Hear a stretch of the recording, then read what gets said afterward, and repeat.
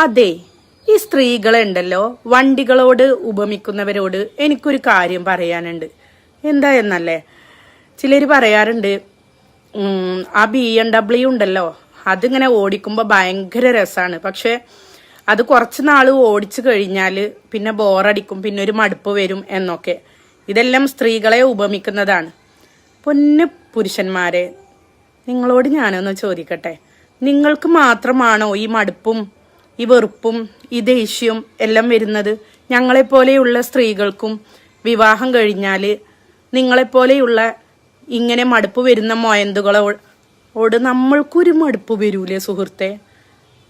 നമ്മള് സ്ത്രീ എന്ന് പറഞ്ഞു കഴിഞ്ഞാൽ എന്നും എല്ലാം സഹിച്ചിട്ട് നിങ്ങളെ കൂടെ ജീവിക്കണം എന്നാണോ നിങ്ങൾ ഉദ്ദേശിക്കുന്നത്? എല്ലാ കാര്യവും നിങ്ങൾക്ക് മാത്രമാണോ ഉള്ളത്? നമ്മൾക്കതൊന്നും ബാധകമല്ല എന്നാണോ നിങ്ങൾ വിചാരിച്ചു വെച്ചിരിക്കുന്നത്? എന്നാൽ തെറ്റി. എല്ലാം നമ്മൾക്കുണ്ട്. പക്ഷേ സഹനത്തിൻ്റെയും ക്ഷമയുടെയും അങ്ങേ അറ്റത്ത് നെല്ലിപ്പലക കാണുന്നവരെ സഹിച്ചു നിൽക്കുന്നവളാണ് ഈ സ്ത്രീ എന്ന് പറയുന്നത് കേട്ടോ. അതുകൊണ്ടാണ് നിന്റെയൊക്കെ എല്ലാ കൊള്ളരുതായ്മകളും സഹിച്ചു കൂടെ നിൽക്കുന്നത്. അത് നമ്മളുടെ ബലഹീനതയാണെന്ന് നിങ്ങൾ ആരും വിചാരിക്കണ്ട. നമ്മൾക്കും നിങ്ങളെ മടുപ്പെല്ലാം വരാറുണ്ട്. പക്ഷെങ്കിൽ നമ്മള് ഈ പറഞ്ഞ ക്വാളിറ്റീസ് എല്ലാം ഉള്ളവരായതുകൊണ്ടാണ് നിങ്ങളുടെ കൂടെ ഇപ്പോഴും കാണുന്നത് എന്ന് നിങ്ങൾ ഓർത്താൽ നിങ്ങൾക്ക് നല്ലത്.